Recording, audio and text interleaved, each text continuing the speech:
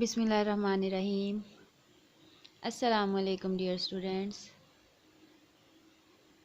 میں امید کرتی ہوں کہ آپ سب لوگ اللہ تعالیٰ کے فضل و کرم سے بالکل ٹھیک ٹھاک ہوں گے، اور میں ہوں آپ لوگوں کے ساتھ ایجوکیشن پوائنٹ سے، جہاں ہم اردو کی مختلف چیزیں پڑھ رہے ہیں، جس میں میں آپ لوگوں کو مضمون، کہانیاں، خط، درخواست وغیرہ اور سبقوں کی سوال جواب اور معروضی کروا رہی ہوں۔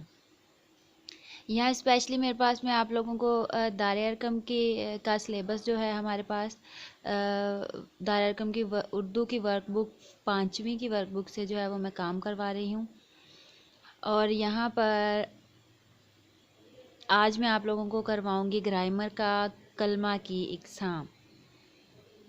تو کلمہ کی ہمارے پاس 3 اقسام ہیں، جس میں ہے اسم، فعل اور حرف۔ اس کی آج ہم پڑھیں گے تفصیل، آگے ان کی ڈیفینیشنز پڑھیں گے، ان کی تعریفیں پڑھیں گے، ان کی کچھ مثالیں دیکھیں گے۔ تو اس سے پہلے کہ ہم اپنے ٹاپک کی طرف جائیں، میں آپ لوگوں سے اتنا کہنا چاہوں گی کہ اگر ابھی تک آپ لوگوں نے چینل کو سبسکرائب نہیں کیا تو چینل کو سبسکرائب کر لیں، تاکہ آپ کو آنے والی ہر نئی ویڈیو مل سکے۔ ساتھ ہی ساتھ ویڈیو کو لائک کریں، شیئر کریں اور ویڈیو کو اینڈ تک لازمی دیکھیں۔ تو اب ہے یہ ہمارا ٹاپک کلمہ کی اقسام۔ کلمہ کی 3 اقسام ہیں۔ نمبر 1 اسم، نمبر 2 فعل، نمبر 3 حرف۔ تو یہاں سب سے پہلے ہمارے پاس ہے اسم۔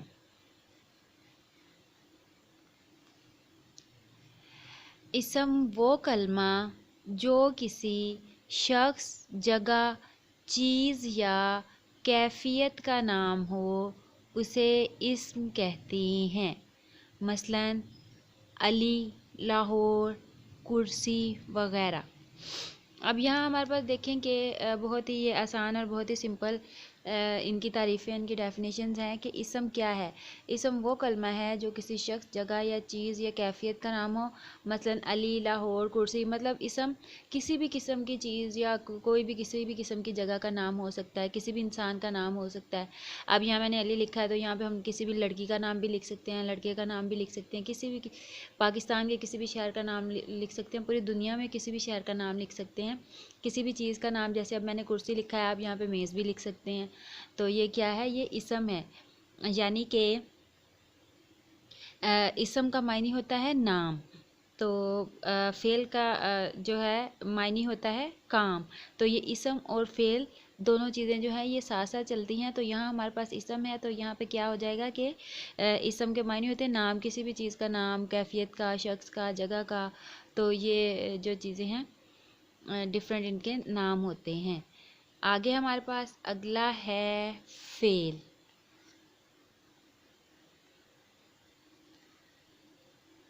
فعل ایسے کلمے کو کہتے ہیں جس میں کسی کام کا کرنا یا ہونا زمانے کے لحاظ سے پایا جائے، جیسے علی خط پڑھتا ہے، احمد دکاندار ہے وغیرہ۔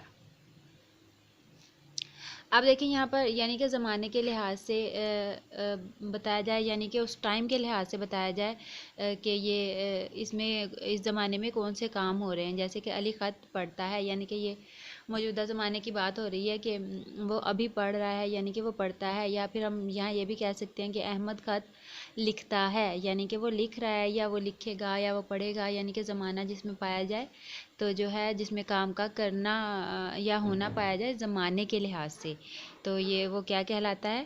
فعل کہلاتا ہے۔ اگلا ہمارے پاس ہے حرف۔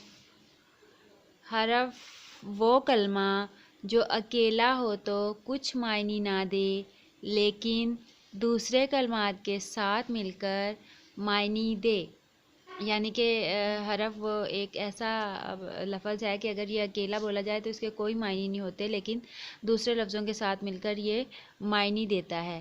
حرف 2 کلمات یا 2 جملوں کے درمیان تعلق بھی پیدا کرتا ہے، جیسے پر، میں، سے، تک وغیرہ۔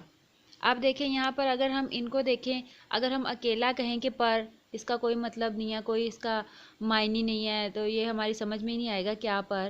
اگر ہم کہیں میں، تو اگر ہم ان کو الگ الگ بولیں گے تو یہ ہمارے سمجھ میں نہیں آئیں گے، یہ بالکل بے معنی سے لفظ ہیں جو ہم ان کو سمجھ ہی نہیں سکتے کہ کیا ہیں۔ لیکن اگر ہم ان کو جملوں کے درمیان میں استعمال کرتے ہیں تو یہ کیا ہے، یہ معنی دیتے ہیں اور جملوں کے درمیان جو ہے وہ تعلق پیدا کرتے ہیں، ایک ربط قائم کرتے ہیں۔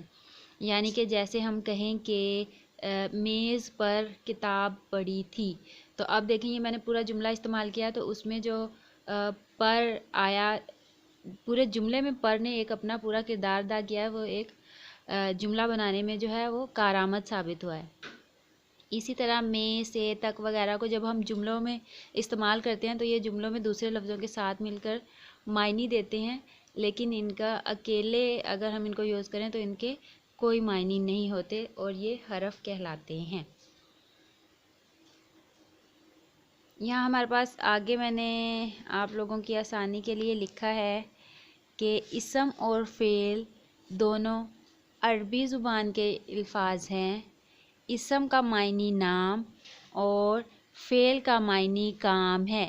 یعنی یہ جو میں نے آپ لوگوں کو شروع میں بتایا تھا کہ اسم کا معنی نام ہے اور فعل کا معنی کام ہے، تو یہ آپ لوگوں کے یاد رہنے کے لیے میں نے یہاں نیچے لکھ بھی دیا ہے تاکہ آپ لوگ اس کو یاد رکھ سکیں اچھی طرح۔ تو یہ تھا ہمارا آج کا شارٹ سا سبق۔ مجھے امید ہے کہ آپ لوگوں کو پسند آیا ہوگا۔ اس کو اچھے سے سنیں، سمجھیں اور پڑھنے کی کوشش کریں۔ کل انشاءاللہ ایک نئے ٹاپک کے ساتھ ایک نئی ویڈیو بنا کے آپ لوگوں کے ساتھ دوبارہ ملاقات ہوگی۔ تب تک کے لیے آپ لوگ اپنا خیال رکھیں، اپنے ماں باپ کا کہنا مانیں، بڑوں کا احترام کریں۔